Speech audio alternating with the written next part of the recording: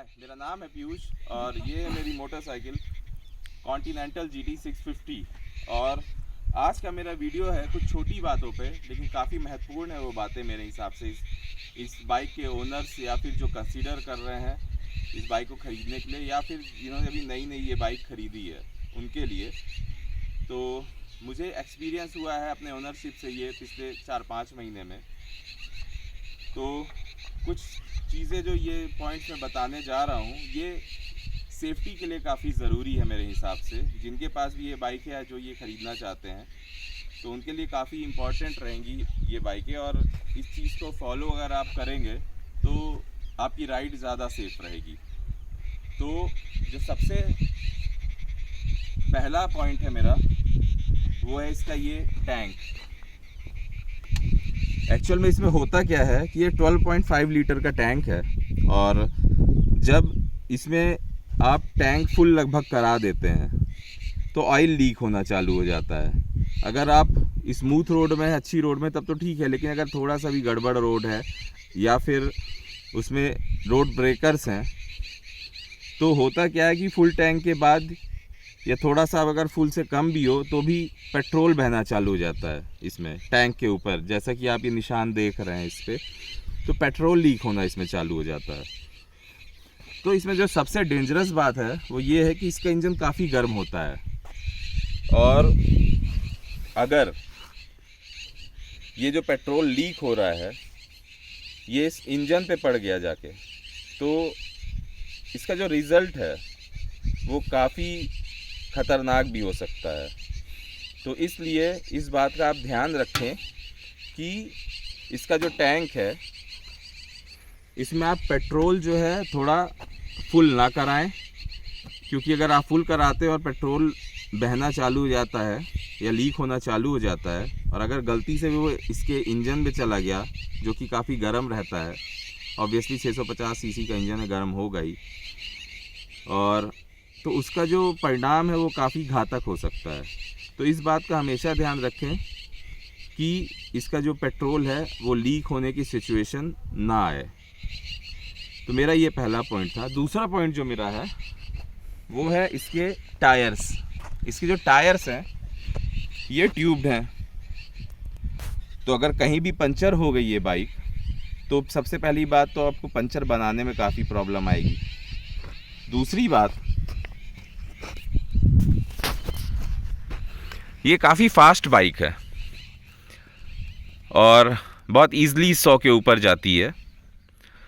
अब ऐसी स्थिति में क्या होता है कि जब आप बाइक चला रहे हैं और अचानक आपकी गाड़ी पंचर हो जाए, और वो भी तब जब आपका टायर जो है वो ट्यूब्ड हो। ट्यूबलेस टायर में तो ये रिस्क नहीं रहता है, बट अगर ट्यूब्ड है और आपकी गाड़ी पंचर हो गई हाई स्पीड्स पर तो उसका बैलेंस बिगड़ने का चांस बहुत ज़्यादा होगा, नो डाउट। और अगर अगला टायर पंचर हुआ तब तो इसके परिणाम घातक हो सकते हैं, नो डाउट। तो या तो आप एलॉय व्हील अगर पसंद करें तो लगा सकते हैं, अगर आपको ट्यूबलेस चाहिए। वैसे रॉयल एनफील्ड ने अभी तक इसके लिए एलॉय व्हील्स नहीं बनाए हैं, तो उस वजह से सबसे बड़ा दिक्कत ये है कि जैसे मैं खुद हूँ, मैं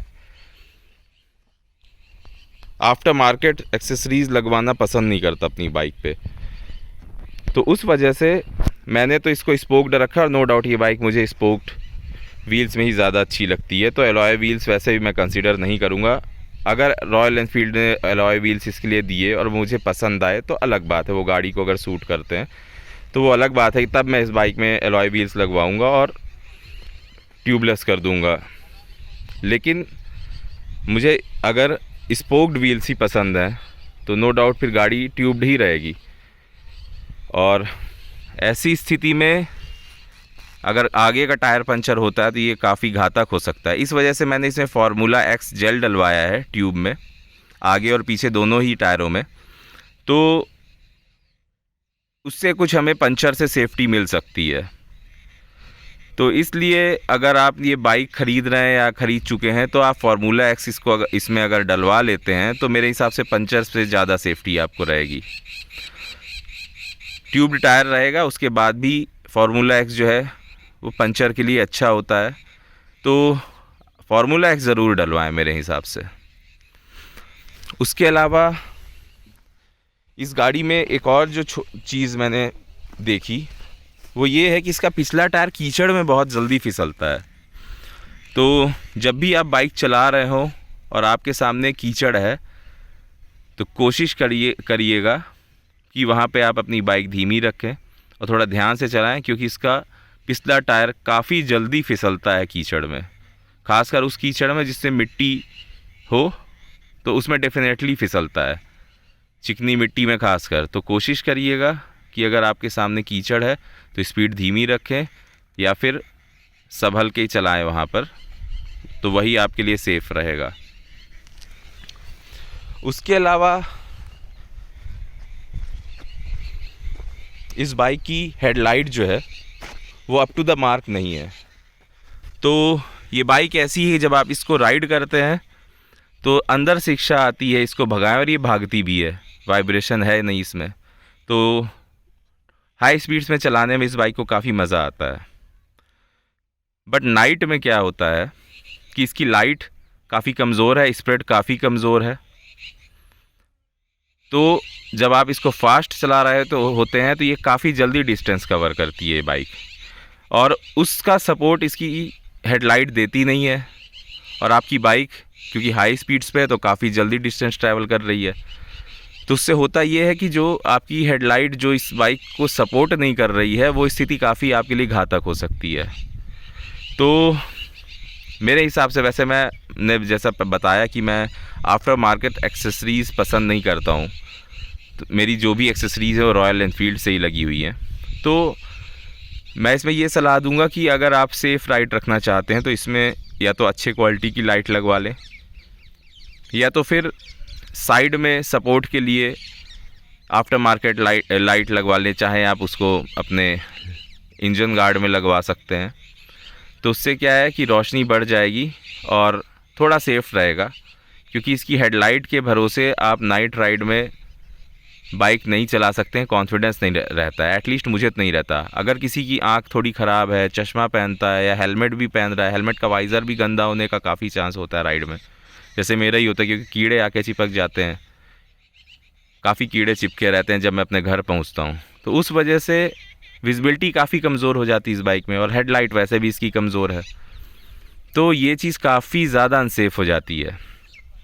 तो कोशिश करें कि इसमें अगर आप एक्स्ट्रा लाइट लगवा सकते हैं अच्छी क्वालिटी की, मैं भी अभी सर्च कर रहा हूँ, अगर कोई अच्छी लाइट मिलती है तो मैं वो इसमें लगवाऊँगा, जिससे कि विजिबिलिटी ज़्यादा अच्छी हो रात में। रात में कोशिश करें कि बहुत तेज़ ना चलाएं अगर लाइट आपकी स्टॉक है तो हेडलाइट का बहुत ध्यान रखना पड़ता है इसमें नाइट में। उसके अलावा काफ़ी गर्म होता है इसका इंजन, जैसा कि मैंने आपको बताया, साइलेंसर दोनों तरफ है, ये भी काफ़ी गर्म होते हैं। तो मेरे हिसाब से कोशिश करिए कि इसमें आप शूज़ पहनकर ज़रूर चलाएं इस बाइक को, स्लीपर वगैरह चप्पल वगैरह ट्राई ना करें, बहुत जल्दी गर्म होती है। तो इसलिए शूज़ हमेशा पहनिए इस बाइक में। बाकी बाइक्स में वो इतनी जल्दी गर्म नहीं होती, तो एक बार चल भी जाता है बिना शूज़ के, छोटी मोटा अगर आपको राइड करना है अपने सिटी में। लेकिन इस बाइक में ध्यान रखें कि आप शूज़ पहने ही, क्योंकि ये काफ़ी जल्दी गर्म होती है और इसका पता आपको 10-15 मिनट में लगने लग जाता है पैरों में। और वैसे भी शूज़ पहनना सेफ़ ही होता है राइड के लिए। मैं खुद एक सिविल इंजीनियर हूँ, तो मुझे शूज़ पहनना ही पड़ता है, और मैं सेफ्टी शूज़ पहनता हूँ, जो कि सबको पता है काफ़ी सेफ़ होता है, इंडस्ट्रियल यूज़ के लिए होता है वो। तो शूज़ तो मैं सेफ्टी शूज़ ही यूज़ करता हूँ ज़्यादातर, और अगर नहीं भी हूँ मैं साइट में तो फिर मैं नॉर्मल शूज़ पहनता हूँ, पर मैं शूज़ ज़रूर पहनता हूँ इस बाइक में। एक ही बार मैंने बिना शूज़ के चलाया था और 10 मिनट के अंदर मेरे पैरों में जलन होने लगी थी। उसके अलावा कोशिश करिए कि शॉर्ट्स में ना चलाएं, इसमें जीन्स पहन लें, पैंट पहने आप फुल, लेकिन शॉर्ट्स में ना चलाएं, क्योंकि एक्सीडेंटली आपका घुटने वगैरह इस इंजन में टच हो सकते हैं और गर्म भी होता है, तो काफ़ी अनकंफर्टेबल हालत हो जाती है वो। और दूसरा, पिलियन को हमेशा आप एक बार आगाह कर दें कि इसके दोनों तरफ साइलेंसर है, तो ज़रा ध्यान से बैठे, वरना उसके शूज़ की सोल भी जल सकती है और पैर भी जल सकते हैं। तो इस चीज़ का थोड़ा ध्यान रखें। और अगर आप इस बाइक में पिलियन बैठाते हैं तो ज़्यादा फास्ट मत भगाइए या ज़्यादा जल्दी इसमें थ्रॉटल मत दीजिए, एक्सेलरेट मत करिए, क्योंकि काफ़ी जल्दी इसमें बैलेंस बिगड़ सकता है पिलियन राइडर का और वो पीछे गिर सकता है। मैं तो आमतौर पे सिंगल सीट ही चलाता हूँ, इसलिए मुझे पिलियन की कोई प्रॉब्लम नहीं है। तो ज़रा ये चीज़ का आप ध्यान रखें। उसके अलावा जो बहुत आम चीज़ है, राइडिंग गियर्स का ही यूज़ करें। मैंने ज़्यादातर देखा है कि लोग अभी भी इंडिया में हेलमेट्स का यूज़ नहीं करते हैं, तो प्लीज़ आप हेलमेट का यूज़ करें। आप इस बाइक में फास्ट चलाएंगे बाइक तो एटलीस्ट आपको विंड ब्लास्ट चेहरे पे नहीं होगा, तो उससे काफ़ी आसानी होगी आपको। उसके अलावा ग्लव्स का यूज़ ज़रूर करें। ये रॉयल एनफील्ड के ग्लव्स हैं, तो यहाँ इसमें प्रोटेक्शन रहती है और हाथों में वैसे ही प्रोटेक्शन रहती है ग्लव्स पहनने से, क्योंकि आदमी का जब एक्सीडेंट होता है, गिरता है, तो हाथों में भी चोट आने की काफ़ी संभावना होती, खासकर यहाँ पर। तो इसलिए ज़रूर पहने आप ग्लव्स, और कोशिश करें कि एल्बो गार्ड और नी गार्ड भी आप ख़रीदें और पहने। रॉयल एनफील्ड का मैंने ख़रीदा है, काफ़ी सस्ता होता है, ज़्यादा महंगा नहीं होता, लेकिन ये सेफ्टी ज़रूर आपको देता है। भगवान ने आपको जॉइंट्स दिए हैं, एक ही बार देता है,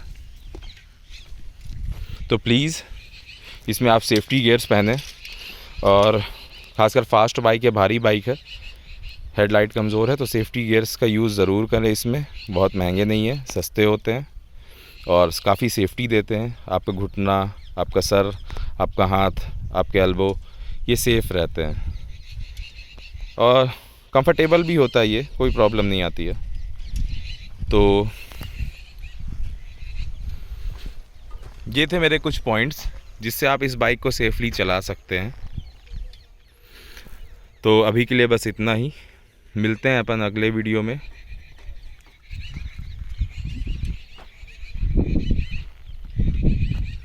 तब तक के लिए bye and good day, and do subscribe my channel please.